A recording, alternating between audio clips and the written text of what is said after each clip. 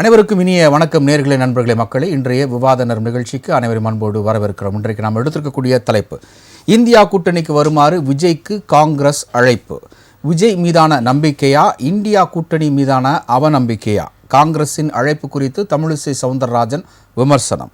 திமுக கூட்டணியால் மட்டும் வெற்றி பெற முடியாதா எனவும் கேள்வி என்கின்ற அடிப்படையில் இன்றைய விவாத நேரம் நிகழ்ச்சி பயணிக்கிறது. அதன் அடிப்படையில் இன்றைக்கு நம்முடைய அழைப்பாளர்களை அறிமுகம் செய்து வைக்கலாம். முதலாவது இணையமொழியாக தன்னை இணைத்துக் கொள்கிறார் தமிழக வெற்றிக் கழகத்தினுடைய திரு ஜலீல் அவர்கள். மாலை வணக்கம் ஜலீல். வாழ்த்துக்கள். அடுத்தபடியாக அரங்கினில் முதலாவது சிறுபான்மை பிரிவு தேசிய செயலாளர் பிஜேபியை சார்ந்த திரு வேலூர் இப்ராஹிம் அவர்களை வரவேற்கிறோம். வணக்கம் சார். வாழ்க வளமுடன். அடுத்தபடியாக அரங்கினில் அரசியல் விமர்சகர் திரு நந்தகுமார் அவர்கள். வணக்கம் சார். வணக்கம் தேவர். அடுத்தபடியாக தமிழ்நாடு காங்கிரஸ் கமிட்டியினுடைய முக்கிய நிர்வாகி திரு நந்தகுமார் அவர்கள். வணக்கம் சார். வணக்கம். நந்தகுமார் சார், உங்களிடமிருந்து தான் அந்த நிகழ்ச்சியை ஆரம்பிக்கிறேன். பொங்கலுக்கு பிறகு ஒரு பூதாகரமான எந்த ஒரு அரசியல் நிகழ்வுகளும் நிகழலை அப்படின்னு பார்த்துட்டு இருக்க நேரத்தில் தைப்பிறந்தால் வழிபிறக்கும் என்கின்ற அடிப்படையில் தமிழ்நாடு காங்கிரஸ் கமிட்டியினுடைய தலைவர் மரியாதைக்குரிய செல்வ பெருந்தகை அவர்கள் இன்றைக்கு விஜயை முன்னிலைப்படுத்தி ஒரு ஒரு பெரிய அரசியல் பரபரப்பை உண்டு பண்ணியிருக்கிறாருன்னு தான் நான் நினைக்கிறேன். அவர் இன்றைக்கி பரந்தூர் பற்றி அங்கே கேள்வி எழுப்பும் பொழுது இன்னொரு கேள்விக்கு அவர் பதில் சொல்லியிருக்கிறார். அந்த கேள்வி தான் இன்றைக்கு நம்ம விவாத பொருளாக மாறி இருக்கு. அவருடைய கட்சி மாநாட்டில் அறிவித்த கொள்கையையும் கட்சியையும் நிலைநிறுத்தணும் அப்படின்னா இந்தியா கூட்டணிக்கு வரணும் அப்படின்னு இன்றைக்கு அழைப்பு விடுத்திருக்கிறார். இதில் என்ன முரண் அப்படின்னா இந்தியா கூட்டணிக்கு தமிழ்நாட்டில் தலைமை தாங்குகிற திமுக திராவிட கட்சிகளை கடுமையாக விமர்சனம் பண்ணியிருக்கிறார் விஜய் அவர்கள். இப்போ எங்களுக்கு ஒரு ஐயம் எழுகிறது, அதாவது சந்தேகம் எழுகிறது, ஐயம் இல்லை சந்தேகம் எழுகிறது. இந்தியா கூட்டணிக்கு விஜயை கூப்பிடுறீங்களா, இல்லை தமிழ்நாடு காங்கிரஸ் கமிட்டி தாவைக்காவோட இணைய போகுதா, அதாவது கூட்டு சேர போகிறதா அப்படின்ற ஒரு கேள்வி எழுகிறது. உங்களுடைய பதில். அனைவருக்கும் வணக்கம்.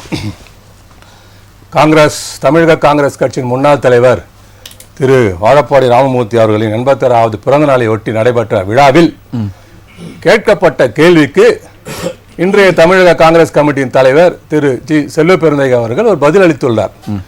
அந்த பதில் சொல்லும் போதே ரொம்ப யதார்த்தமா ஒரு இந்திய குடிமகனின் ஆசையாக தான் அதை சொல்லியிருக்கார். நீங்க கேட்ட கேள்வி என்ன, விஜய் நீங்க உங்க கூட்டணியில சேர்த்துப்பீங்களான்னு கேட்டீங்க.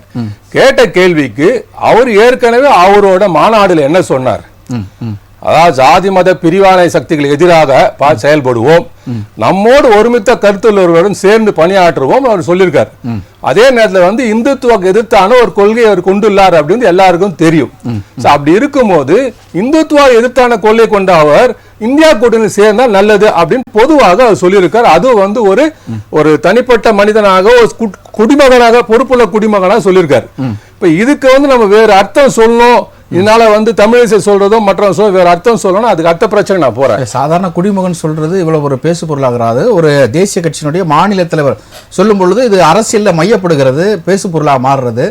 மதவாத சக்திகளை ஒழிக்கணும் அப்படின்னா இந்தியா கூட்டணியில நீங்க இங்க ஜாயின் பண்ணுங்க அப்படின்றது இது எப்படி சாத்தியமாகும் தமிழகத்தில்? இல்லைங்க, இப்போ விஜயோட கொள்கை என்ன, அதாவது தமிழக வெற்றி கழகத்தின் கொள்கை என்ன, 2 கொள்கையை சொல்லியிருக்காரு.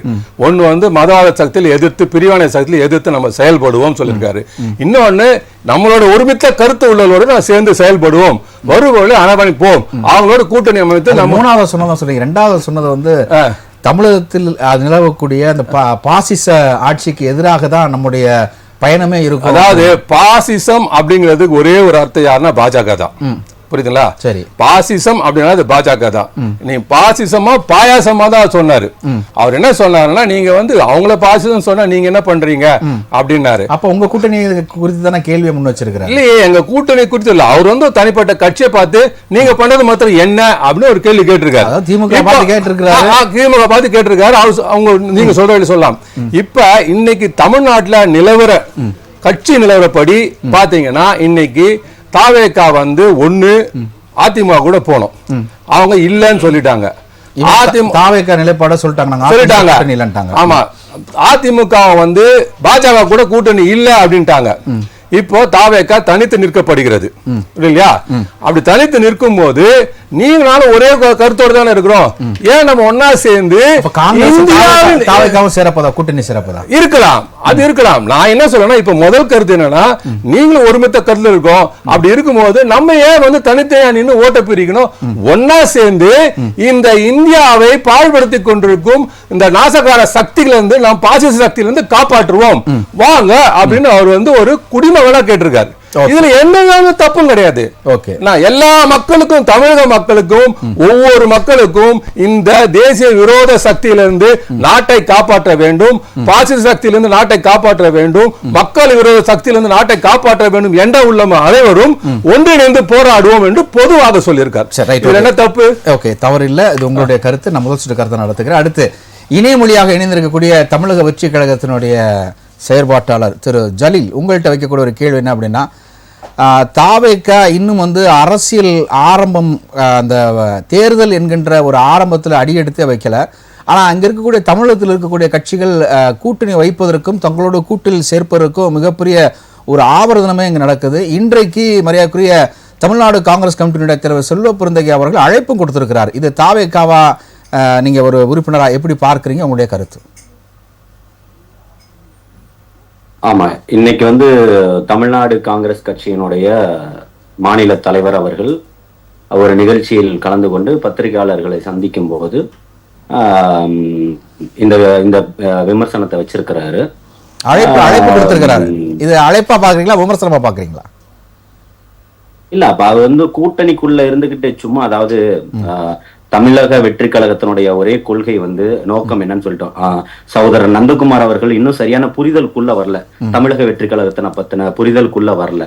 தமிழக வெற்றி கழகத்தினுடைய கொள்கை அங்க நடக்கிறது பாசிசம்னா இங்க நடக்கிறது பாயாசமான்னு கேட்டிருக்காங்கன்னா இங்க நடக்கக்கூடிய ஆட்சியாளர்களுக்கும் சேர்த்துதான். அதை இவர்களுக்கு தேவைன்றதுனால பிரிச்சு பார்த்துக்கிட்டு இருக்கிறாங்க. திருப்பியும் சொல்றோம், ஊழலான திமுக ஆட்சியை ஒழிக்கிறதுக்கும் தமிழகத்துல பாசிச தன்மையோட செயல்படக்கூடிய திமுக ஆட்சியை ஒழிக்கிறதுக்கும் எதிர்த்து நிற்கக்கூடியதான் தமிழக வெற்றி கழகம். மக்கள் தோழனாக நிற்கக்கூடியதுதான்.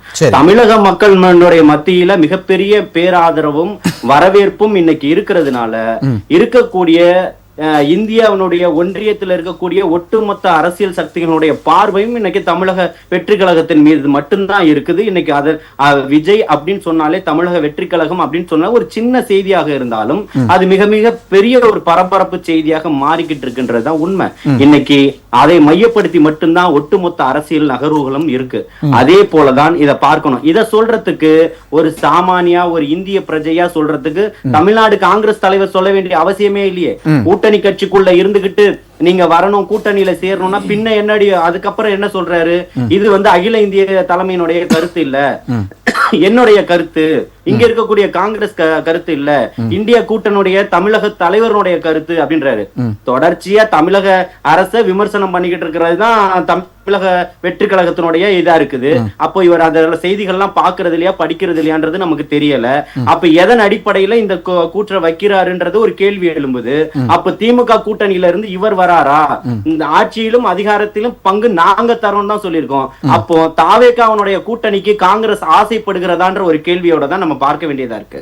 ஆனால் அதை விட்டுட்டு அதுக்கப்புறம் இங்க கூட்டணியோட பேசி நாங்க முடிவெடுப்போம், அதுக்கு வந்து தமிழகத்தினுடைய இந்தியா கூட்டணியுடைய தலைவர் வந்து ஸ்டாலின் அவர் தான் முடிவெடுக்கணும், தமிழகத்துல தனிச்சு போட்டி 234 தொகுதியிலும் நிற்கக்கூடிய திராணியும் தகுதியும் தைரியமும் எங்களுக்கு இருக்கு. அதை ஒளிப்படைய சொல்லிட்டோம். நாங்க யாரெல்லாம் மனித விரோத சக்திகளாக இருக்கிறார்களோ, மக்களுக்கான ஆட்சிகளை செய்ய முடியலன்னு நினைக்கிறார்களோ, ஆட்சியிலும் அதிகாரத்தில் பங்கு வேணும்னு நினைக்கிறார்களோ, அவர்களோடு கைகோர்த்து செல்வதற்கு தமிழக வெற்றி கழகம் தயாரா இருக்குது. தலைவர் தளபதி அவர்களுடைய தலைமை ஏற்று வரக்கூடிய கட்சிகளுக்கு அதை பகிர்ந்து அளிக்கக்கூடிய ஒரு எண்ணமும் தளபதி அவர்களுக்கு இருக்கு. இததான் சொல்லியிருக்கோம். அதனுடைய புரிதலோட இன்னும் 1.5 ஆண்டுகள் இருக்கு, இந்திய கூட்டணியில ஒரு மையமா இருக்கும். அதனால அவங்களை கலட்டி விட முடியாதுன்ற ஒரு நோக்கத்துல வேணா மேலோட்டமா ஒரு பனிப்போர்வை வந்து அண்ணன் செல்வ பெருந்தகை போத்தி இருக்கலாம். ஏன்னா நீங்க வந்து இந்தியா கூட்டணிக்கு வரணும்னா அப்போ நாளைக்கு திமுக வந்து வெளிநடப்பு செஞ்சு போயிடுற மாதிரியும் இருக்கக்கூடிய தமிழக வெற்றி கழகம் உள்ள வர மாதிரியும் ஒரு சூழலை அண்ணன் செல்வ பெருந்தகை அவர்கள் ஏற்படுத்தி கூட தரலாம் இல்லையா? அது வந்து அரசியல்ல எது வேணா மாற்றங்கள் நடக்கலாம். அதன் காரணமா சொல்லி இருக்கிறாரான்றது தெரியல. ஓகே, உங்களோட முதல் சுற்று கருத்துக்கு நன்றி. அடுத்து அரங்கத்தில் இருக்கக்கூடிய பிஜேபியினுடைய சிறுபான்மை பிரிவு தேசிய செயலாளர் திரு இப்ராஹிம் அவர்கள்ட்ட நம்ம வைக்கக்கூடிய ஒரு கேள்வி என்ன அப்படின்னா, இப்போ அதாவது குளம் எப்போ கலங்கும், மீன் எப்போ பிடிக்கலாம் அப்படின்ற அடிப்படையில் இப்போ நம்ம தமிழகத்தினுடைய அரசியல் களம் வந்து விஜய் என்கின்ற ஒரு கூழாங்கல்லால் இல்லை ஒரு பெரிய பாறையால் கலங்கியிருக்கு. இப்போது இந்த பரந்தூர் அப்படின்ற ஒரு ஸ்டேட்மெண்ட் கையில் எடுக்கும் பொழுது இருக்கக்கூடிய அரசியல் கட்சிகள் எல்லாருமே பரந்தூரை பார்க்குறாங்க. இது எப்படின்னா மக்கள் நீதி மய்யம் கட்சியை ஆரம்பிப்பதற்கு முன்பதாக நடிகர் கமலஹாசன் அவர்கள் திடீர்னு வந்து பள்ளிக்கரணை இருக்கக்கூடிய நாராயணபுரம் ஏரியா பார்க்க போகிறாரு அப்படின்னா உடனே அரசாங்க அதிகாரிகள் அங்கே ஓடிடுவாங்க. ஓடி அங்கே வந்து செப் பண்ணிட்டுருவாங்க. உடனே அரசுக்கு ரிப்போர்ட் கொடுப்பாங்க. அதுக்கப்புறமேட்டு அதுக்கு இன்னொரு பள்ளிக்கரணைக்குள்ளே இன்னொரு ஏரியா நான் பார்க்க போகிறேன், அந்த முகப்பு துவாரத்தை பார்க்க போகிறேன் அப்படின்னு சொன்னால் உடனே அங்கேயும் அரசு அதிகாரிகள் போயிடுவாங்க. அப்போ வந்து கமலஹாசன் போனவுடனே அங்கே வந்து அரசு இயந்திரம் பயங்கரமாக வேலை பார்க்குது, அப்போது கமலஹாசனுக்கு ஒரு பெரிய ஒரு எதிர்காலம் இருக்குது என்கின்ற பார்த்த சூழ்நிலையில் இன்றைக்கு அவரே திமுகவோடு ஒரு நியமன எம்பிக்காக தன்னுடைய கட்சியை அங்கே கூட்டணிக்கு அமைத்திருக்கிறார். தாவேக்கானுடைய நிலைமை எப்படி இருக்கும் உங்களுடைய கருத்து? நான் பேச வேண்டியதெல்லாம் நீங்க பேசிட்டீங்கன்னு இல்லை, சத்தியமாக நான் அந்த குறிப்பை பார்க்குறேன். உண்மையாகவே மகிழ்ச்சியா இருக்கு. ஏன்னா அடிப்படையில் தாவேக்காவுடைய தலைவர் நடிகர் விஜய் அவர்களை பொறுத்த வரைக்கும் ஒரு பெரிய அரசியல் சிந்தனையோடு ஒரு மாற்றத்திற்கான மக்களுக்கான போராட்டங்களை நிகழ்த்தி தியாகங்களை செய்து ஒரு சித்தாந்த பின்புலத்திலிருந்து வந்து நான் இந்த தமிழகத்தை மாற்றி அமைக்க போகிறேன் அப்படின்னு சொன்னா அதுல நீங்க சொல்ற ஒரு நியாயம் இருக்கும். சரி, அல்லது நீங்க சொன்னீங்களே இந்த கூழாங்கல்லு பாறாங்கல்லு அதை போட்டு கலங்கிருச்சுன்னு, மீடியாக்கள் தான் வந்து அப்படியான பிம்பத்தை கட்டமைக்கிறீர்களே தவிர 2016 தேர்தலுக்கு பின்னால் நடிகர் விஜய் அவர்களை பொறுத்த வரைக்கும் அவருக்கு முன்னால் வந்த கமலஹாசனி அவர்களை போன்று, அவருக்கு முன்னால் வந்த கார்த்திக் அவர்களை போன்று, ஏன் நடிகர் திலகம் திரு சிவாஜி கணேசன் அவர்களை போன்றுதான் அரசியலில் அவர் இல்லாமல் போகக்கூடிய ஒரு சூழல் இருக்குமே தவிர அவர் சொல்ற மாதிரி கூத்தாடி எம்ஜிஆர் அப்படின்னு சொல்றாருல, அப்படி சொல்லி கடந்து விட முடியாது. புரட்சி தலைவர் எம்ஜிஆர் அவர்களும் புரட்சி தலைவி அம்மையார் ஜெயலலிதா அவர்களும் இவரை போன்று திடீரென்று நேற்று பெய்த மழையில இன்றைக்கு முளைத்த காளான கிடையாது. அவர்கள் புரட்சி கலைஞர் விஜயகாந்தை விட்டுட்டீங்க. இல்ல, நான் அவரையும் கூட சொல்லலாம். இவர்கள் எல்லாம் வந்து அரசியல் என்ற நிலைக்கு வருவதற்கு முன்னாலே கட்டமைப்பை தயார் செய்து தங்களுடைய கொள்கை எது என்று சொல்லி தெளிவான பாதையை வகுத்தவர்கள். புரட்சி தலைவர் எம்ஜிஆர் அவர்களை இவர் பேசுறாருல, இந்த மாதிரி ஒரு கூத்தாடி என்று சொன்னார்கள், ஆனால் அவர் வந்து விட்டாருன்னு இவர் என்ன நினைக்கிறாருன்னா, இது நடிகர்கள் எல்லாரையுமே கூத்தாடின்னு சொல்லி யாராவது கொச்சைப்படுத்துறாங்க, அப்படிலாம் கிடையாது. அப்படி பார்த்தா நடிகர் திலகம் விஜய் சிவாஜி கணேசன் வந்திருக்கிறாங்க, கார்த்திக் வந்திருக்கிறாரு, கமலஹாசன் வந்திருக்கிறாங்க, யாரையும் புறக்கணிக்கல. அவர்கள் தேர்தலில் நின்று மக்களால் அங்கீகாரம் படப்பட முடியாமல் தோற்று போனார்களே தவிர இங்கு யாரையுமே கூத்தாடி என்று சொல்லி யாரையும் கொச்சைப்படுத்த தமிழக மக்கள் தயாரில்லை. இப்போ நான் முடிச்சிடுறேன். ஆனா திரு விஜயை பொறுத்த வரைக்கும் என்ன சொல்றாருன்னா, எம்ஜிஆர் மாதிரி நான் அப்படின்ற மாதிரி சொல்றாரு. நிச்சயமா கிடையாதுங்க. புரட்சி தலைவர் எம்ஜிஆர் அவர்கள் திமுகவில் வெளியேற்றப்பட்ட பிறகு களத்தில் நின்று மக்களுக்கான பிரச்சனைகளை பேசி கூட்டம் கூட்டமாக மக்கள் அவரை தேடி வரும் பொழுது கூட நான் போய் வீட்டுக்குள்ள ஒளிஞ்சுக்கிட்டு அறிக்கை கொடுக்கிறேன்னு சொல்லாம மக்களை எஜமானர்களாக பார்த்து களத்துல நின்றவர், பல்வேறு பொதுக்கூட்டங்களை சந்தித்தவர். அதே மாதிரி அம்மையார் ஜெயலலிதா அவர்கள் நடிகை என்பதை தாண்டி நாட்டு மக்களுக்காக உழைத்தவர், சிறை சென்றவர், களத்துல நின்றவர், போராட்டங்களை சந்தித்தவர். இப்படிப்பட்டவர்களுடைய அந்த தியாகங்களை எல்லாம் இவர் கொச்சைப்படுத்துறார். இவர் என்ன சொல்றாருன்னா, அவருடைய பேச்சுல நீங்க பார்த்திருப்பீங்க, யதார்த்தமா எல்லாரும் செய்யற போராட்டங்கள், எல்லாரும் செய்யற ஆர்ப்பாட்டங்கள் மாதிரி நான் இருக்க மாட்டேன் அப்படின்னா, எல்லாரும் செய்த போராட்டங்கள் ஆர்ப்பாட்டங்கள் அதென்ன ஒரு மாதிரி உங்களுக்கு தெரிகிறதா? அது ஜனநாயகத்தின் ஒரு வடிவம் இல்ல, அது ஒரு சம்பிரதாயம். சம்பிரதாயம் கிடையாது, அது ஜனநாயகத்தின் ஒரு வடிவம். அப்படித்தான் நீங்கள் அரசை நெருக்கடி கொடுக்க முடியுமே தவிர வீட்டுல உட்கார்ந்து அறிக்கை கொடுக்கிறதும், யாரெல்லாம் வந்து போற்றப்படக்கூடியவர்கள் அவர் வீட்டுக்குள்ளார வச்சு மலரஞ்சல் செலுத்துவதும் இது திரு விஜய் அவர்கள் செய்கிறார் என்றால் பெருசா இழப்பு செய்ய வேண்டாம், பெருசா காயப்படுத்திட வேண்டாம், நம்ம போய் பேருக்கு தேர்தல் நிற்போம், யாரெல்லாம் இளைஞர்கள் கல்லூரி மாணவர்கள் நமக்கு ஓட்டு போடுவாங்களோ போடட்டும் நினைக்கிறாரு. இன்றைக்கு கல்லூரி மாணவர்களாக இருக்கட்டும், இளைஞர்களாக இருக்கட்டும், மிக தெளிவாக இந்த நாட்டிற்கு யார் சேவை செய்கிறார்கள், கடந்த காலத்தில் அவர்களுடைய சரித்திரம் என்ன, அவருடைய உழைப்பு என்ன என்பதை தெளிவாக பார்க்கக்கூடியவர்களாகத்தான் இளைஞர்கள் இருக்கிறாங்களே தவிர ஏதோ உற்சாகத்துல நடிகர் விஜய் நடிப்பு நடிச்சிருக்கிறாரு அதுல ஃபேமஸ் அதனால கண்ணை மூடிக்கிட்டு ஓட்டு போடணும்ன்ற அளவுக்கு இன்றைக்கு இளைஞர்கள் கிடையாது. அதையெல்லாம் தாண்டி சொல்லணும் அவருடைய சித்தாந்தம் என்ன, ஒரு சித்தாந்தமும் கிடையாது. யாரோ தெளிவா மாநாட்டில் என்ன சித்தாந்தம் அறிவிச்சாரு, திமுகவிலிருந்து கொஞ்சம் பிச்சை எடுத்துக்கிறது, அதிமுகவிலிருந்து கொஞ்சம் எடுத்துக்கொள்வது, கூட்டணி ஆட்சி என்று சொல்லி திருமாவளவன் கடந்த காலத்தில் பேசினது அதை கொஞ்சம் எடுத்துக்கிறது, மொத்தத்தையும் சேர்த்த ஒரு மசாலாவாக இருக்கிறதே தவிர தனக்கென்ற ஒரு சித்தாந்தத்தை உருவாக்க தெரியாதவர் தான் நடிகர் விஜய். ஆனா இன்னும் வெளிப்படையா சொல்லணும்னா அப்படிப்பட்டவரை காங்கிரஸ் அழைக்கிறதுனா இது எவ்வளவு பெரிய மோசம். காங்கிரசினுடைய பின்புலம் எந்த அளவுக்கு பலவீனமாயி போயிருச்சுன்னா நான் தெளிவா சொல்றேன் பாருங்க. அவருடைய நேரத்தில் அவர் பேசும்போது நான் குறுக்கிடல.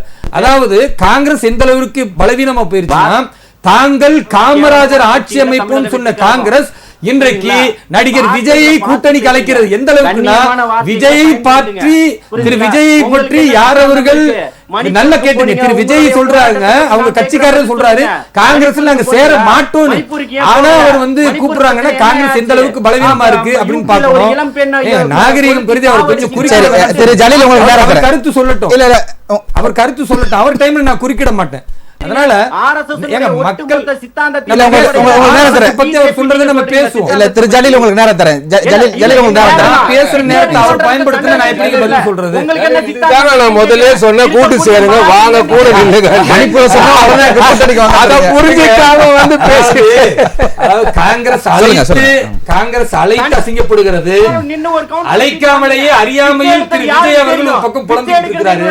நான் என்ன சொல்றேன்னா, காங்கிரஸ் பலவீனம் ஆயிருச்சுங்க. காங்கிரசுக்கு இன்றைக்கு சொந்த காலில் நிற்க தைரியம் இல்லாத காரணத்தினால காமராஜர் ஆட்சி அமைப்போம் என்று சொன்னவர்கள் திமுகவுடைய ஆட்சியே காமராஜர் ஆட்சி போன்று என்று சொல்லி 25 ஆண்டு காலம் இன்னும் இந்த ஆட்சி தொடர வேண்டும் என்று சொல்லுகிறார் என்றார். அப்ப காங்கிரஸ் திமுகவுடைய ஆட்சியுடைய ஒரு கைத்தடியா ஊன்றுகோலா மாறி போய் இருக்கிறதே தவிர இவர்கள் சுயகாலில் நிற்பது இல்ல. தமிழ்நாட்டில்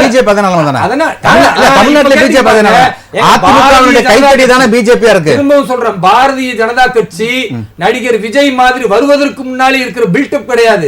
நாங்க களத்துல நின்று நீங்க என்ன சொன்னீங்க, நோட்டாவுக்கு கீழே அதை முதல்ல தாண்டணும். பிறகு என்ன சொன்னீர்கள், தனித்துவமா நிற்க முடியுமா? தனித்துவமாக உள்ளாட்சி மன்ற தேர்தலில் கடந்த முறை நின்று பாரதிய ஜனதா கட்சி 8% பெற்றது. அதே போன்று பாரதிய ஜனதா கட்சியின் தலைமையில் 2024 பாராளுமன்ற தேர்தலில் நின்று 11.5%. நாங்கள் மெல்ல மெல்ல அதிகபட்ச வாக்குகளை பற்றி இன்றைக்கு தனித்துவமான தமிழகத்தின் 3வது ஆகப்பெரிய கட்சியாக இருக்கிறோம். அப்போ நாங்க பேசுவதற்கு உரிமை இருக்கு.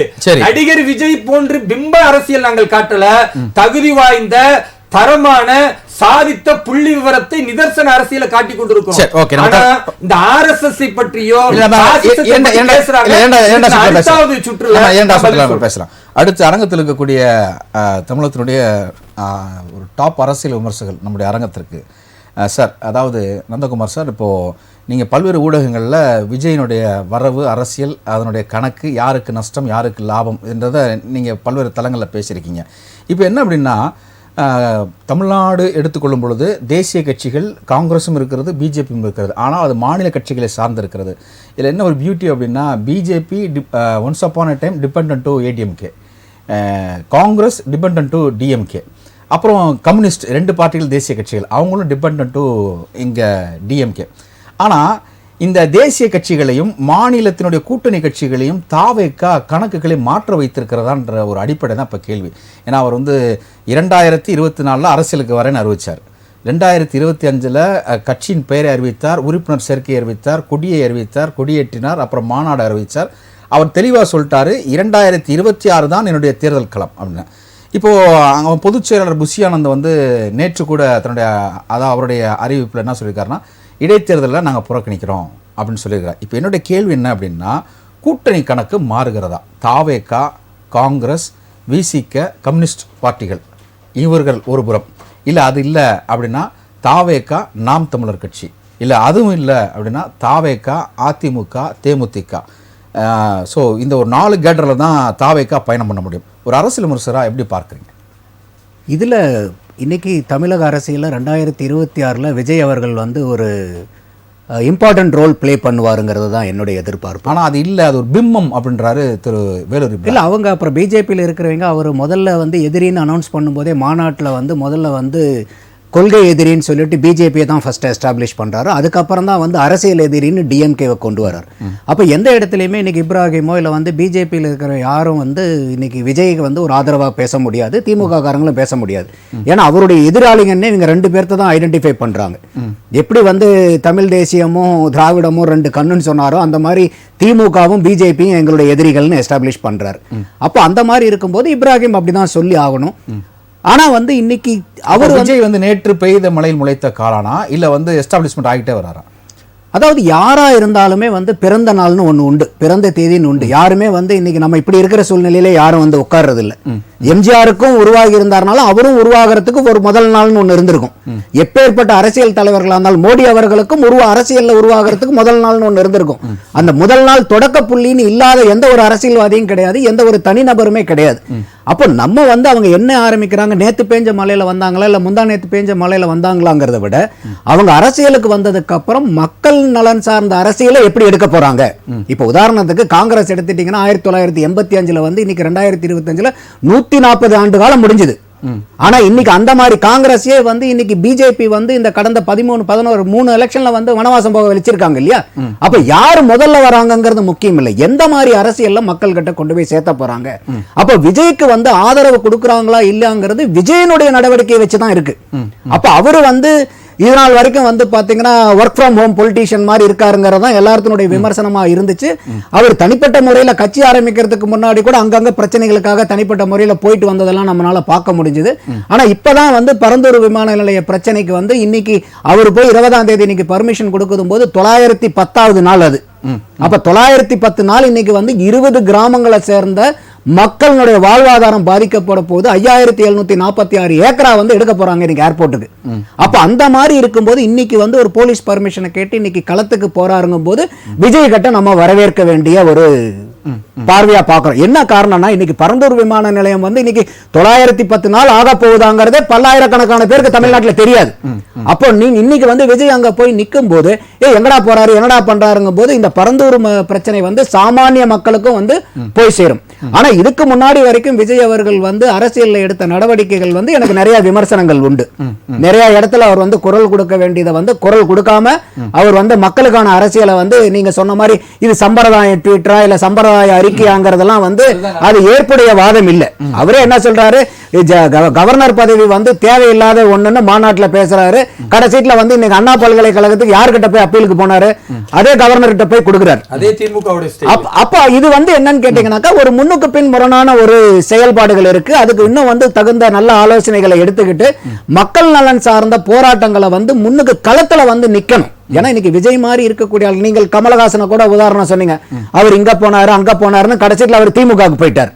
அந்த மாதிரி இல்லாம இன்னைக்கு வந்து விஜய் அவர்கள் வந்து மக்கள் நல, ஏன்னா கமலஹாசனையும் விஜயும் இங்க வந்து நம்ம கம்பேர் பண்ண முடியாது. ஏன்னா நடிகர்கள் ஒரு ஒற்றை காரணத்துக்காக தான் இங்க கம்பேரிஷன் நடக்குது. இல்ல அப்படி ஒற்றை காரணம் ஐயா சிவாஜியா இருக்கட்டும், கார்த்திகா இருக்கட்டும், சரத்குமாராக இருக்கட்டும், அதுக்கடுத்து தொடங்கிய திரு கமலஹாசனா இருக்கட்டும், பெரிய அளவு குறைந்தபட்சம் அவரோட மினிமம் கேரண்டின்னு சொல்ல முடியாது. திரு விஜயகாந்த் மாதிரி ஜொலிக்கல. அதனாலதான் நடிகர்கள் கட்சி ஆரம்பிச்சாலே அவங்க பார்க்கறதுக்கு வேணா கூட்டம் வருமே தவிர அது வாக்கா மாறுவதற்கு இல்லை அப்படின்னு சொல்லி இங்க இருக்கக்கூடிய திமுகவும் அதிமுகவும் தொடர்ந்து ஒரு விமர்சனத்தை வச்சுட்டே வராங்க. நம்ம அதையும் ஒன்றும் சாதாரணமாக இட போட முடியாது. இப்போ என்னோட கேள்வி என்ன அப்படின்னா, அதான் நான் ஓப்பனிங்ல சொன்னேன், இந்த கூட்டணி கணக்கு விஜய்னால் மாறுகிறதா? தாவேகா காங்கிரஸ் இன்னைக்கு நேரடியாக அழைப்பு கொடுத்துருக்கு. காங்கிரஸ், அதுக்கடுத்து கம்யூனிஸ்ட் வந்து அதிருப்தியில் இருக்கிறாங்க, சிபிஐ வந்து இன்னும் அவங்க நட்போடு இருக்கிறாங்க, விசிகா ஆட்சியிலும் பங்கு அதிகாரத்திலும் பங்கு அப்படின்னு கேட்குறாங்க. ஸோ இந்த கூட்டணி உறவுக்குன்ற வாய்ப்பு இருக்கா, அல்லது திஸ் ஆர் தேர் அப்படின்னு போகும்போது அதிமுக தேமுதிக ப்ளஸ் டாப்பில் விஜய் கட்சி தாவேகாவா? இல்ல அதிமுக கூட போறதுக்கு வந்து வாய்ப்புகள் கம்மின்னு நினைக்கிறேன். என்ன காரணம் அதிமுக ரொம்ப பெரிய விமர்சனங்கள் அவர் முன்வைக்கலையே. இல்ல விமர்சனங்கள் முன்வைக்கலனாலும் ஊழலுக்கு மையப்படுத்தி தான் திமுகவை எதிர்க்கிறார். ஆமா, அப்ப இன்னைக்கு அதிமுகவில் யாருமே ஊழல் குற்றச்சாட்டுக்கு ஆளாகலையா? இல்ல அப்படி பார்த்தா பிஜேபி ஊழலுக்கு எதிராக இருக்கு. ஆனா இங்க ஏடிஎம்கே நீங்க சொல்ற மாதிரி ஏடிஎம்கே ஊழல் பண்ணிருக்கு அப்படின்னா இங்க கூட்டணி வச்சு ஜெயிச்சிருக்காங்களே, அது பிஜேபியினுடைய ஸ்டாண்டு. அது பிஜேபி வந்து இன்னைக்கும் வந்து போன 2024 வந்து அண்ணாமலை வந்து ஏடிஎம்கே கூட போக முடியாதுன்னு சொன்னதுக்கு அப்புறமும் அமித்ஷாவும் மோடியும் வந்து ஏடிஎம்கே கூட எடப்பாடி கூட எப்படியாவது போயிடணும்னு கடைசி வரைக்கும் முயற்சி பண்ணாங்க. அப்ப அண்ணா எடப்பாடி தான் வந்து இல்ல எங்களுக்கு பாரதிய ஜனதா கூட கூட்டணி வேண்டாம்னு சொன்னது எடப்பாடி. அப்ப பிஜேபி போற ஸ்டாண்ட்ல விஜய் போகணுங்கிற அவசியம் இல்லையே. என்ன காரணத்துக்காக சொல்ல வரேன்னா, இங்க தமிழ்நாட்டுல பெருங்கட்சிகள் அப்படின்னா திமுக அதிமுக, விஜயகாந்தே சொன்னார் தெய்வத்தோடு மக்களோடும் தான் கூட்டணினாரு. ஆனால் 2011 தேர்தலில் வேற வழியே இல்லாமல் அதிமுகவோட கூட்டணி போனார். 40 தொகுதி கொடுத்தாங்க, 29 சீட்டு ஜெயிச்சாங்க. ஸோ அப்படின்றப்போ வந்து இங்கே இந்த கணக்குகள் இப்படி தானே வருது, இல்லை தனித்து அவர் களம் காண்பார்ன்றது சொல்லி அவரை கூட்டணி தான் சொல்லிட்டாரு. அதை மறுபடியும் சுற்றி சுற்றி தான் வருது. திமுக காங்கிரஸ் விசிகாவா அல்லது திமுக மன்னிக்கணும் தாவேகா காங்கிரஸ் விசிகாவா, தாவேகா அதிமுக தேமுதிகவா, இந்த 2 கோட்டில் தான் அவர் பயணிக்கணும். இதில் எது சாத்தியமாக இருக்குது? இல்லை வந்து ஏன்னா அவர் சொல்லியிருக்கிறாரு தனி பெரும்பான்மையோடு மக்கள் நம்மளை ஆட்சியில் அமர வைப்பார்கள் அப்படின்ற ஒரு நோக்கத்தில் விஜய் இருக்கிறார். அப்போ விஜய் தனித்தே போட்டியிட போகிறாரா?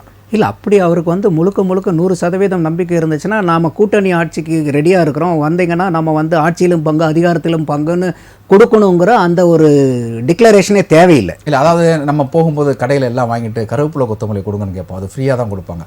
ஸோ அதை மாதிரி எல்லாத்தையும் அறிவிச்சிட்டு தான் நம்ம கட்சி வந்து போட்டியிடும்போது நம்மக்கிட்டேயும் சிலர் கூட்டணிக்கு வருவாங்க, அவங்களையும் விட்டுறக்கூடாது, அவங்களுக்கும் ஆட்சியிலும் பங்கு அதிகாரத்திலும் பங்கு கொடுக்கலாம் அப்படின்னு சொல்கிறார். ஸோ அப்போ மேஜர் திங்க் எனக்கு தெரிஞ்சு விஜய் வந்து ஒரு 200 தொகுதிகளில் போட்டியிடுறதுக்கு உண்டான வாய்ப்பு இருக்கா?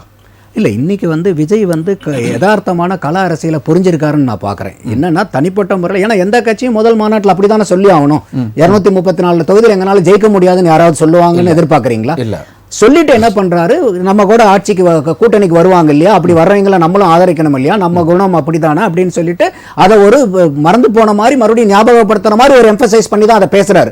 அப்ப கூட்டணிக்கு நம்ம தயாரா இருக்கோம், ஆட்சியிலும் பங்கு அதிகாரத்திலும் பங்குங்கும் போது நேரடியா வந்து இந்த குரலை ஓங்கி ஒழிச்சது வந்து திருமாவர்கள். அவர் வந்து நாங்கள் ஆரம்ப காலத்துல இருந்தே, நாங்கள் தேர்தல் அரசுக்கு வந்த காலத்துல இருந்தே இது இன்னைக்கு ஓங்கி ஒழிச்சிட்டு இருக்கிறோம், இன்னைக்கு மட்டும் இல்லைங்கும் போது இன்னைக்கு 2026 தேர்தல் களம் வந்து பாத்தீங்கன்னா எந்த ஒரு கட்சிக்கும் வந்து தனிப்பெரும்பான்மை கிடைக்க முடியாத அளவுக்கு தான் இருக்கு. கூட்டணி ஆட்சி தான் அமையும். கூட்டணிங்கிறது வெறும் கூட்டணி, இப்ப இன்னைக்கு இருக்கக்கூடிய திமுக கூட்டணி அண்ணா திமுக மாதிரியா நான் சொல்லல, ஆட்சியிலும் பங்கு அதிகாரத்திலும் பங்குங்கிறத நோக்கி தான் எல்லா கட்சியுமே போகும். இன்னைக்கு இப்போ நீங்க சொல்லும்போது எனக்கு ஒரு விஷயம் ஞாபகத்துக்கு வருது.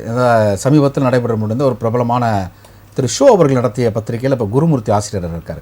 அப்போ அங்கே அவர் பேசும்போது 2026 தமிழகத்தில் மைனாரிட்டி அரசாங்கம் தான் வரக்கூடிய வாய்ப்புகள் இருக்குது, ஸோ அந்தளவுக்கு வந்து ஒரு பிரதிபலிப்பு இருக்குது அப்படின்றாரு. It is possible. இல்லை, அவர் சொன்னது வந்து 2021 அவர் வந்து அப்போ வந்து ஒருங்கிணைந்த அதிமுகவா சசிகலாவையும் தினகரனையும் உள்ளார கூட்டு வந்து அவங்களுக்கும் ஒரு 10-12 சீட்டு, அதாவது அதிமுகவில் சேர வேண்டியதில்லை, ஆனால் பாரதிய ஜனதா இருக்கக்கூடிய அந்த கூட்டணியில் வந்து அவங்க உள்ளார வந்தாங்கன்னா நம்ம வந்து பெரும்பான்மையான சீட்டு ஜெயிக்க முடியும், ஆட்சி அமைக்கிறதுக்கு அளவுக்கு வராது, ஆனால் திமுகவை நாம மைனாரிட்டி ஆக்க முடியும். அது வந்து 2021 சொன்ன வார்த்தை, அது குருமூர்த்தி சொன்னது. அதை வந்து எடப்பாடி வந்து புரிஞ்சுக்கல, அவர் எந்த மாதிரி ஒரு அரசியல் மெச்சூரிட்டியில் இருக்காருங்கிற ஒரு விமர்சனத்தையும் முன்னுக்கு வைக்கிறார். இன்னைக்கு விஜய நம்ம பார்க்கும்போது தமிழக அரசியல் இன்னைக்கு கடந்த 57 ஆண்டு கால திராவிட ஆட்சியில திமுக அதிமுகவோ கூட்டணி போனவங்க யாருனாலையும் தனிப்பட்ட முறையில தமிழகத்தை ஆள முடியாது. அதை உணர்ந்துதான் என்ன பண்றாரு, பிஜேபி சேர்ந்த அண்ணாமலை கூட வந்து ஏடிஎம்கேல இருந்து பிரேக் பண்ணிட்டு வெளியே வர்றாரு. அவங்க தலைவர்களை விமர்சனம் பண்ணிட்டு அதுக்கப்புறம் வெளியே வராரு. அதுக்கப்புறம் நடந்ததெல்லாம் வேற. அப்போ இன்னைக்கு தமிழகத்தை வந்து ஒரு மாநிலத்தை நீங்க ஆளணும்னா திமுக அதிமுக கூட இருந்தீங்கன்னா ஜென்மத்துக்கு உங்களால முடியாது. அதனாலதான் இதே குருமூர்த்தி என்ன சொல்றாரு, நீங்க எல்லாத்தையும் சாக்ரிஃபைஸ் பண்ணிட்டு நீங்க ஏடிஎம்கே கூட வந்து பிஜேபி போய் சேர்றது வந்து பிஜேபிக்கு நல்லதில்லைங்கிற வார்த்தையும் வைக்கிறார். அப்ப என்னன்னா இன்னைக்கு வந்து உங்களுக்கு இப்ப உதாரணத்துக்கு இன்னைக்கு வந்து அதிமுக கூட விஜய் போறாருன்னு வச்சுக்கோங்களேன், எக்ஸலண்டான அலையன்ஸ் அது. விஜய் எடுத்த உடனே முதல் எலெக்ஷன்லயே வந்து துணை முதல்வராகவும் வர முடியும், அவருக்கு நல்ல போர்ட்போலியோ மினிஸ்டரும் கொடுப்பாங்க. ஆனா அது வந்து ஷார்ட் டைம் கெயின். ஆனா லாங் டேர்முக்கு தனிப்பட்ட முறையில விஜய் வந்து தமிழகத்தை ஆளணும், நம்ம தாவேகா வந்து தமிழகத்தை ஆளும் கட்சியா வரணுங்கிறத ஜென்மத்துக்கு மறந்துட வேண்டியதான்.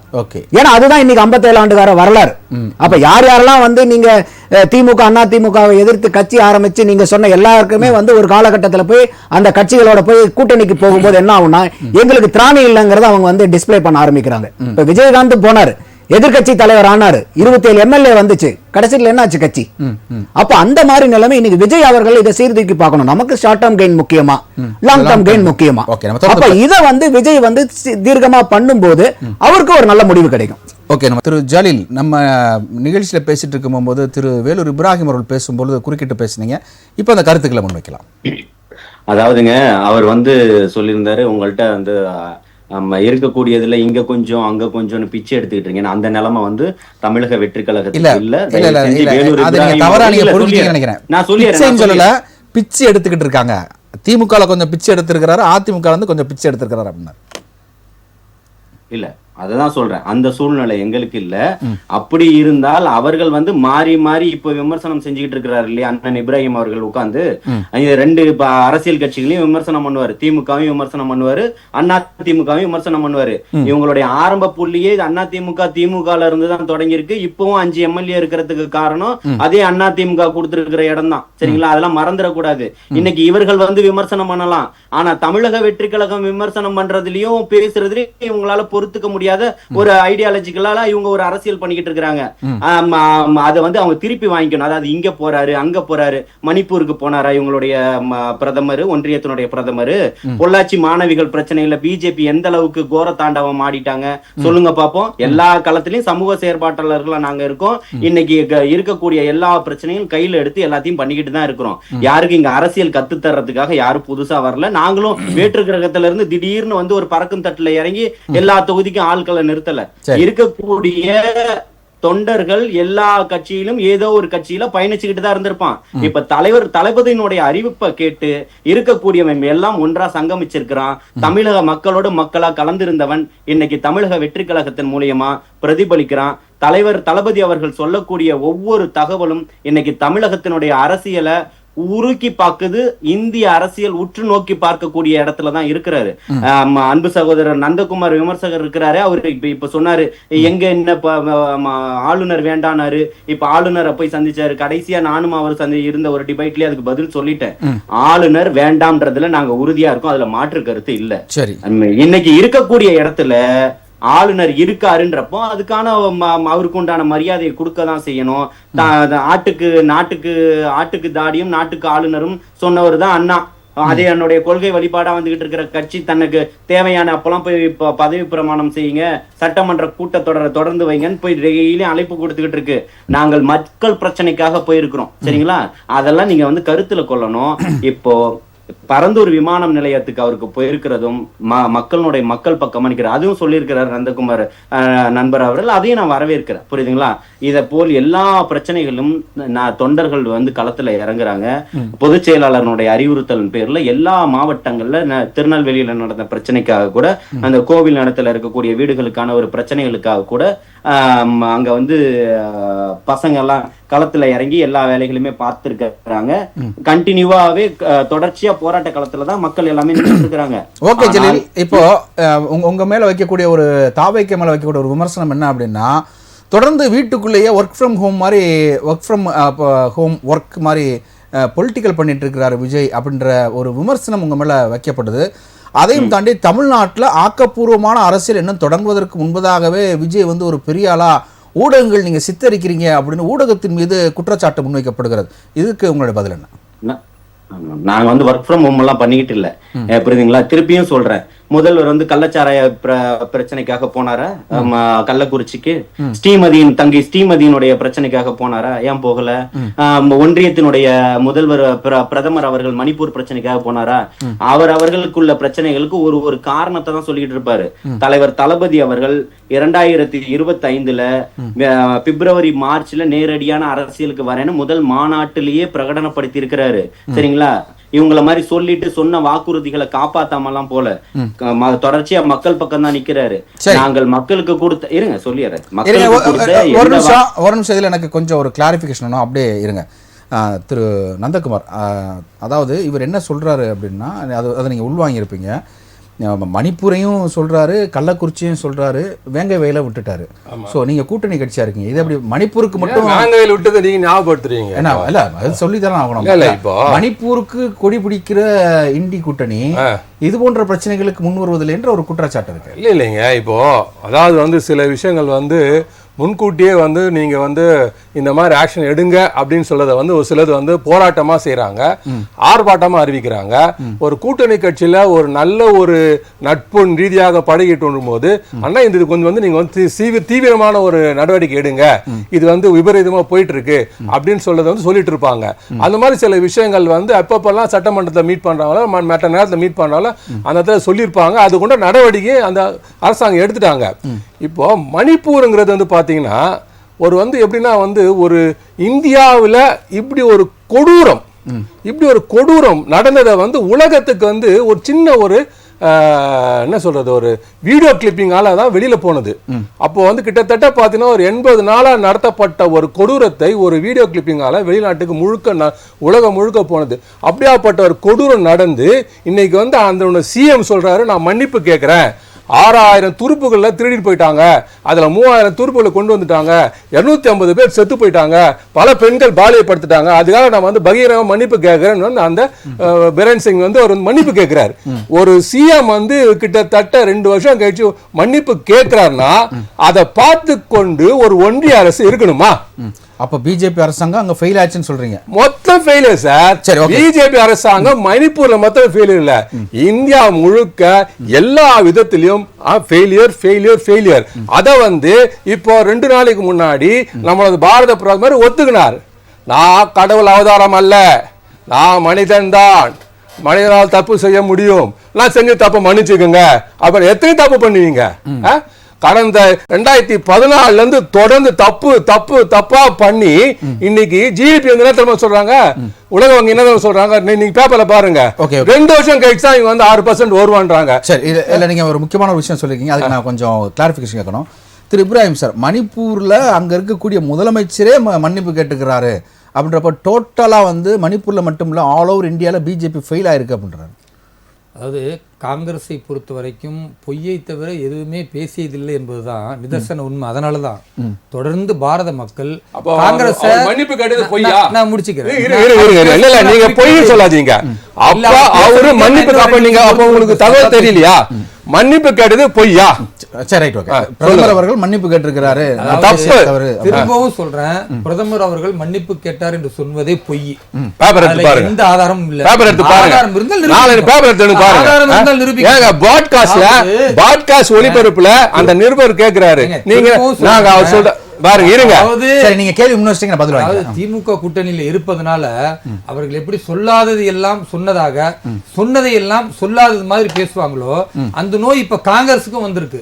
அதான் அடிப்படை. அதனால நாம என்ன பாக்குறோம்னா, இன்றைக்கு என்ன தலைப்பு, நடிகர் விஜயை பொறுத்தவரை நெறியாளர் நீங்களே கேட்டிருக்கீங்க, மணிப்பூருக்கு ஏன் பிரதமர் போகவில்லை என்று கேட்கக்கூடிய அதே நிலையில உங்க கூட்டணியில் இருக்கிற திமுக தலைவர் தமிழக முதல்வர் ஐயா ஸ்டாலின் அவர்கள் ஏன் வேங்கை வயலுக்கு போல, நீங்களே நெறியாளர் கேட்டீங்க. ஏன் கள்ளக்குறிச்சிக்கு போல, நெறியாளர் நீங்களே கேட்டீங்க. அதுக்கு பதில் சொல்ல முடியல.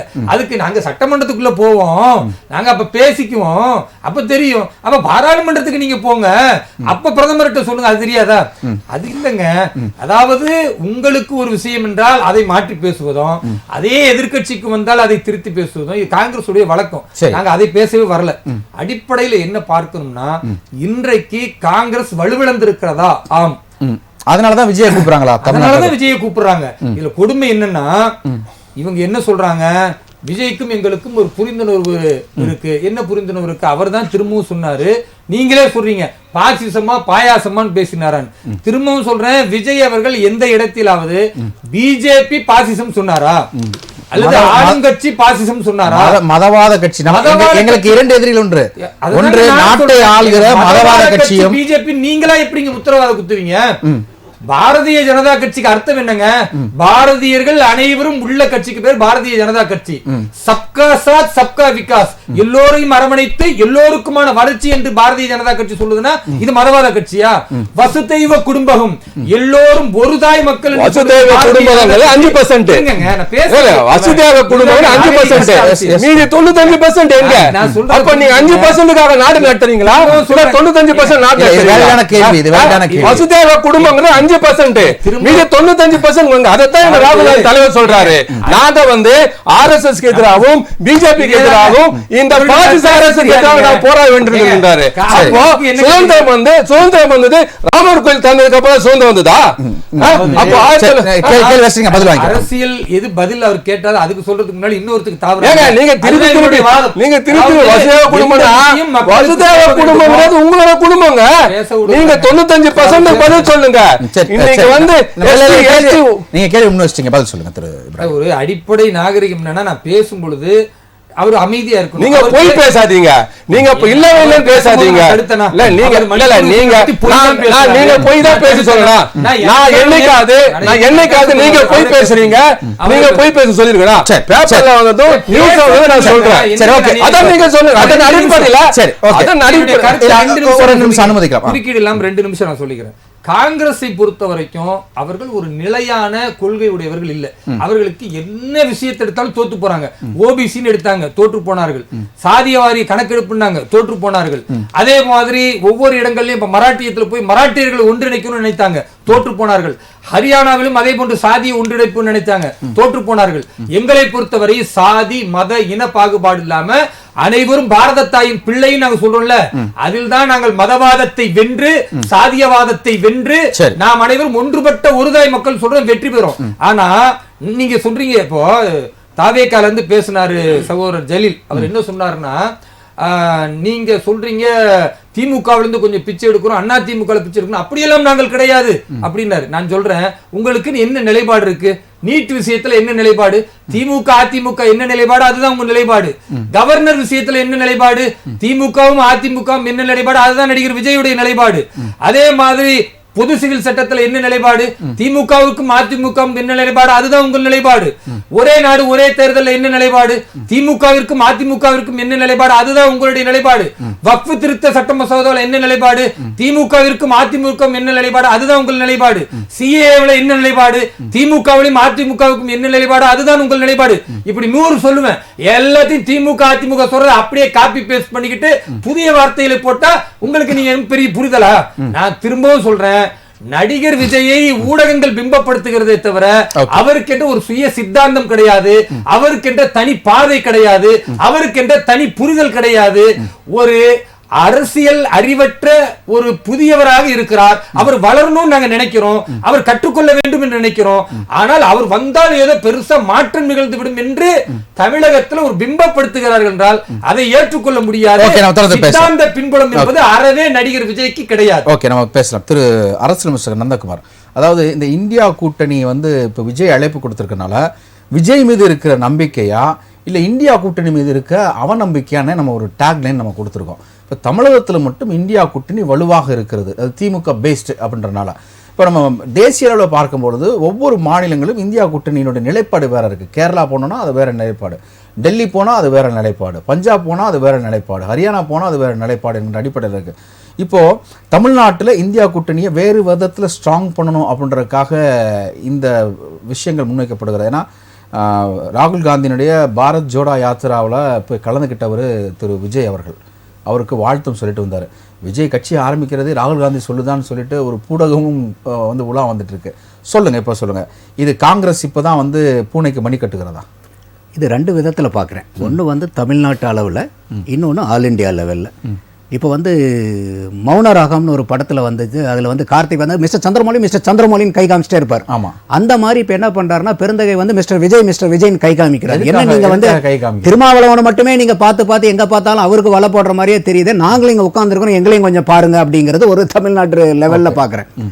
ஆல் இண்டியா லெவலில் நீங்கள் இந்தியா கூட்டணி எடுத்துக்கிட்டிங்கன்னா இன்னைக்கு ஏகப்பட்ட ஒரு முரண்பாடுகளின் மூட்டையாக தான் இன்னைக்கு வந்து இந்தியா அலையன்ஸ் இருக்குது. ஒன்று இன்னைக்கு ஆம் ஆத்மி வந்து பார்த்தீங்கன்னா டெல்லியில் நீங்களும் வேண்டாம், உங்கள் சங்காத்துமே வேண்டாம், நாங்கள் தனியாக நிற்கிறோன்னு போயாச்சு. அடுத்தது இன்னைக்கு உத்தவ் தாக்கரே வந்து மகாராஷ்டிராவில் நடக்கக்கூடிய மாநகராட்சி தேர்தலை நாங்கள் தனியாக போறோம்னு போறாங்க. அடுத்தது வந்து சரத்பவார்ல இருக்கக்கூடிய அந்த 10 எம்பிக்கள் வந்து அஜித் பவாரனுடைய ஃபேக்ஷனுக்கு போற மாதிரி இருக்கு. அதுல போச்சுன்னா சரத்பவாரனுடைய அரசியல்காரமே பெரிய பிரச்சனை ஆயிருங்கிறதுக்காக ஒட்டுமொத்தமாகவே அவங்க அலைன் ஆகி சரத்பவாரும் வந்து இன்னைக்கு வந்து இந்தியா அலையன்ஸை விட்டு என்டி அலையன்ஸ்க்கு வர மாதிரி ஒரு பேச்சு இருக்கு. மம்தா பானர்ஜி ஏற்கனவே வந்து பாத்தீங்கன்னா நாங்க வந்து இந்தியா அலையன்ஸ்ல தான் இருக்கோம், ஆனா காங்கிரஸ் கூட கூட்டணி இல்லன்றாங்க. நான் லீட் பண்றேன் அப்படின்றாங்க, அதுக்கு ஆதரவும் கொடுக்குறாங்க. அப்போ இவங்க இன்னைக்கு வந்து செல்வ பெருந்தகை இப்ப இன்னைக்கு அதை தான் வந்து தமிழிசை சவுந்தரராஜன் கேக்குறாங்க. அப்ப வந்து இன்னைக்கு எல்லாத்தையும் கூட்டணி சேர்ந்து தான் நீங்க எதுக்க வேண்டியது இருக்குதா அப்படிங்கிற, அப்ப நீங்க பலகீனம் ஆயிட்டீங்களா அப்படின்னு இன்னைக்கு கேட்க வேண்டிய சூழ்நிலை இருக்கு. அப்ப இன்னைக்கு வந்து செல்வ பெருந்தகை மாதிரி இந்தியா கூட்டணியில் இருக்கவங்களுடைய பார்வை எங்க இருக்கணும், அவங்களுடைய செயல்பாடு எங்க இருக்கணும், முதல்ல இருக்கிற கட்சியை நீங்க இழுத்து பிடிச்சி தக்க வச்சு இந்தியா கூட்டணியை வலிமை பெறறதுக்கு அங்க பார்வையை செலுத்துங்க. புது இருக்கிற கட்சி பூரா புடுங்கிட்டு போகுது வெளியே. நீங்க வெளியே இருந்து பாக்கெட்ல ஓட்டை இருக்குது, ஏற்கனவே நீங்க பாக்கெட்ல ஓட்டையை அடைக்காம எடுத்து வெளியே இருந்து காசை உள்ளார போட்டு என்ன பிரயோஜனம்? அப்ப அந்த மாதிரி இருக்கும்போது இன்னைக்கு வந்து அது ஒரு காலத்தின் கட்டாயம். ஏன்னா இன்னைக்கு நம்ம வந்து ஒரு என்ன பார்க்குறோன்னா, இன்னைக்கு பிஜேபி வந்து காங்கிரஸ் மாதிரி ஆயிடக்கூடாதுங்கிற ஒரு பயம் இருக்கு. ஏன்னா காங்கிரஸ் வந்து எதிர்க்கிறதுக்கு ஆளே இல்லாம இருந்து அவங்க போனதுனால தான் இன்னைக்கு காங்கிரஸ்க்கு இந்த நிலைமை. ஏன்னா அவங்களுக்கு நம்மளை விட்டா இந்தியாவுக்கு வேற யாருமே இல்ல அப்படிங்கிற ஒரு ஏகோபித்த ஒரு மனப்பான்மை. நம்ம தான் வந்து இன்னைக்கு இந்தியான்னா காங்கிரஸ் தாங்கிற மாதிரி அப்படி இருந்த அந்த மனப்பான்மையினாலதான் காங்கிரஸ் இன்னைக்கு எப்படி இருந்தானா இப்படி ஆயிட்டம் பாத்தீங்களாங்கிற நிலைமை.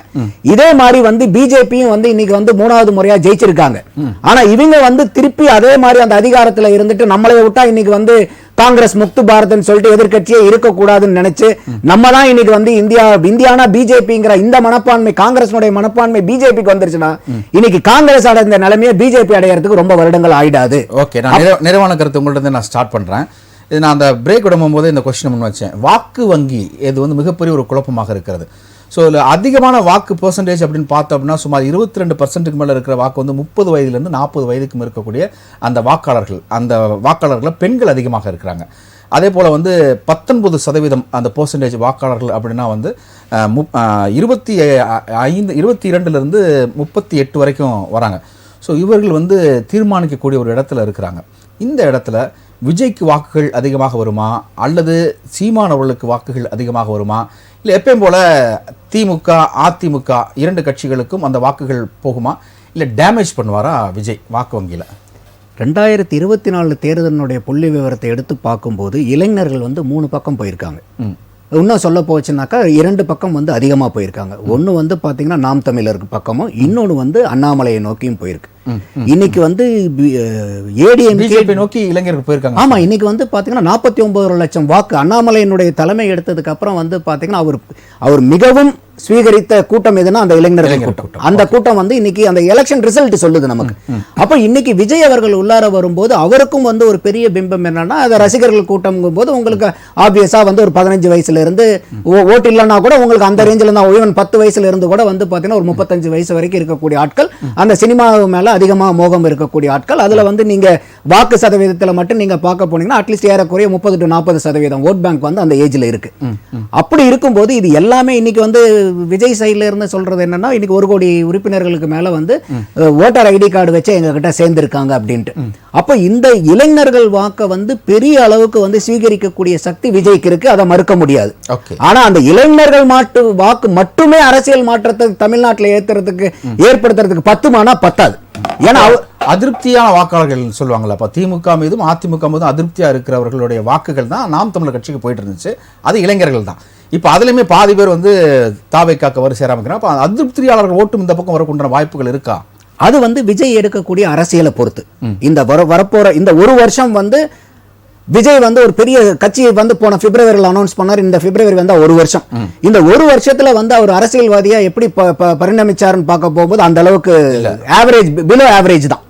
ஆவரேஜ் கூட இல்ல, ஜஸ்ட் பாஸ் கூட இல்ல. இப்பதான் முதல் தடவையா வெளியே களத்துக்கு வராரு.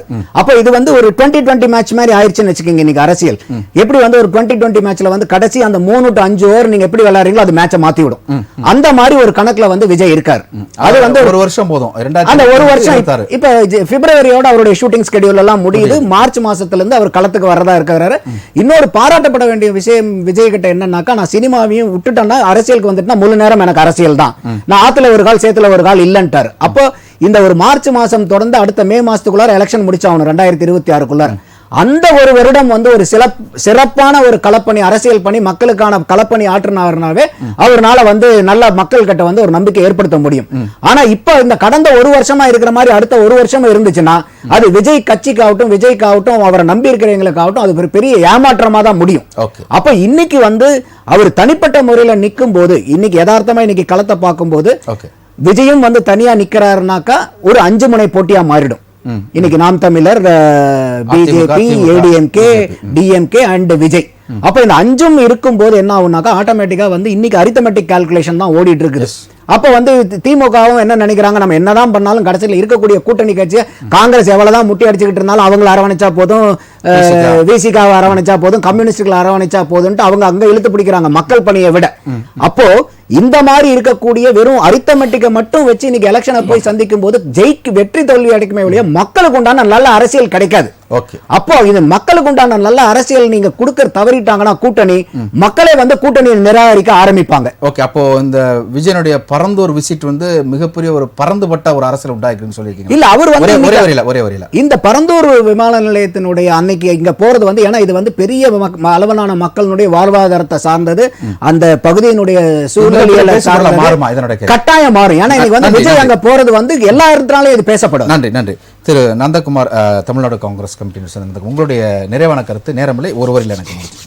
அதாவது பாரத் ஜோடோ யாத்திரையில் எங்கள் தலைவர் ராகுல் காந்தியை சந்தித்து பேசிட்டு வந்துள்ளார் திரு தாவேகா தலைவர் விஜய். அதுக்கப்புறமா இங்கே அம்பேத்கர் புத்தக நிகழ்ச்சியிலும் ராகுல் காந்தியர் வந்து கலந்து கொள்ள வேண்டும் என்று ஒரு விருப்பம் இருந்து அதுக்குண்டான நிகழ்ச்சி ஏற்பாடு செய்தாங்க. அது ஏதோ சற்று விஷயத்தால தள்ளி போனது. அந்த மாதிரி பார்க்கும்போது விஷயத்தாலையா விஷமத்தாலையா, அது ஒரு விஷமத்தால கூட இருக்கலாம், அழுத்தத்தால கூட இருக்கலாம், இருக்கலாம். ஸோ தொல்மா திருவாளன் அங்கே வரலனா கூட அவரோட ஆத்மா இங்கே தான் இருக்குன்னு அவர் பேசியிருக்கிறார். ஸோ அப்படி சுற்றி வளைச்சு பார்க்கும்போது அவர் வந்து எங்க பக்கத்துல தான் ஒரு பக்கமா சார்ந்து இருக்கு. சீக்கிரம் வந்துருங்கன்றீங்க. நாங்க வந்துடும் சொல்லல. இப்போ அண்ணன் சொன்ன மாதிரி வந்து அவருக்கு நல்ல ஆலோசனை வேணும்னு சொல்லியிருக்காரு. அது எங்க தலைவர் செல்வ பெருந்தேல ஒரு நல்ல ஆலோசனை வழங்கியிருக்காரு. அதை ஏற்று வர வேண்டும் என்பது தமிழக மக்களின் கருத்து. நன்றி. திரு வேலூர் இப்ராஹிம், உங்களுடைய நிறைவான கருத்து. அறிக்கை மூலமாகவே அரசியல் செய்து கொண்டிருக்கிற தாவேகா தலைவர் திரு நடிகர் விஜய் அவர்கள், அதே போன்று நீட்டை பற்றியோ அல்லது பொது சிவில் சட்டம் பற்றியோ அறியாமையிலே பேசிக்கொண்டிருக்கிற திமுகவின் இளவரசர் திரு உதயநிதி அவர்கள், இவர்களுக்கு மத்தியில் ஆக்டிவ் அரசியலாக அதிரடி காட்டும் பாரதிய ஜனதா கட்சியின் மாநில தலைவர் திரு அண்ணாமலை அவர்கள். இந்த 3 பேரை தான் இன்றைக்கு இளைஞர் சமூகம் பார்க்கிறது. அப்போ அறிக்கையையும் அறியாமையும் பேசிக்கொண்டிருக்கிற நடிகர் விஜய் அவர்களையும் உதயநிதி அவர்களையும் புறந்தள்ளி விட்டு அரித்மெட்டிக்கா அண்ணாமலை அவர்களுக்கு போயிருக்க அப்படின்னாரு. அதான் சொல்றேன், ஆக்டிவ் அரசியல் செய்யக்கூடிய, எங்கு பிரச்சனை என்றாலும் களத்தில் நின்று போராடக்கூடிய, திமுகவுடைய ஊழல்களை பட்டியலிடக்கூடிய, மத்திய அரசின் நலத்திட்டங்களை கொண்டு போய் சேர்க்கக்கூடிய, ஏன் இன்றைக்கு கூட மதுரையில் இருக்கக்கூடிய அரிட்டாப்பட்டி மக்களின் பாதிப்புகளை அந்த களத்தில் நின்று தீர்வு காணக்கூடிய ஒரு தலைவனைத்தான் இன்றைக்கு தமிழகம் எதிர்பார்த்து கொண்டிருக்கிறது. அதனால் நடிகர் விஜய் அவர்களாக இருக்கட்டும், திரு உதயநிதி அவர்களாக இருக்கட்டும், இவர்கள் பிம்பம் ரியல் ஹீரோவாக பாரதிய ஜனதா கட்சி களத்தில் நிற்கும். 26 சட்டமன்ற தேர்தலில் வெல்லும். நன்றி. திரு ஜலீல், உங்களுடைய கருத்து, நிறைவான. அதாவது இன்னைக்கு வந்து சாட்டை அடிக்கிறதும் செருப்பு போடாததும் ஆக்டிவான ஒரு பாலிட்டிக்ஸா பார்க்கப்படுது இல்லையா? அதை வரவேற்கிறோம். உடைக்கும் உணவுக்கும் பாகுபாடு பார்க்கக்கூடியவர் தான் இவர். மக்கள் பிரிவினைவாதத்தை உடைச்சு பேசினாரு அண்ணன் வேலூர் இப்ராஹிம் அவர்கள். என்ன மாட்டுக்கறி தின்னவனா அடிச்சு அடிச்சு கொன்ன ஊர்ல இருக்கக்கூடிய பிஜேபி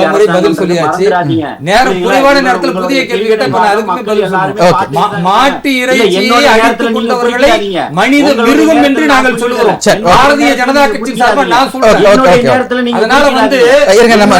நிறைவான கருத்து, புதிய ஒரு கருத்தை சொல்லி நிறைவான கருத்து. பாரதிய ஜனதா கட்சி தெளிவாக இருக்கிறது. கையில் எடுக்கிற யாராவது இருந்தாலும் என்னுடைய நேரத்துல குறுக்கிடாதீங்க. திரு ஜலீல், நான் நிகழ்ச்சி நிறைவு பண்ணணும். ஒரே வரையில நிறைவான கருத்து போய் சேரும். சரிங்களா? என்னுடைய நேரத்தை நீங்க குறுக்கிடாதீங்க. ஒரே ஒரு நிறைவான கருத்து. மக்களை வந்து பிளவுவாதத்தின் அடிப்படையில கொண்டு போற RSS சித்தாந்தத்தின் அடிப்படையில இருக்கக்கூடியதான் பிஜேபி. புரியுதுங்களா? நிறைவான கருத்து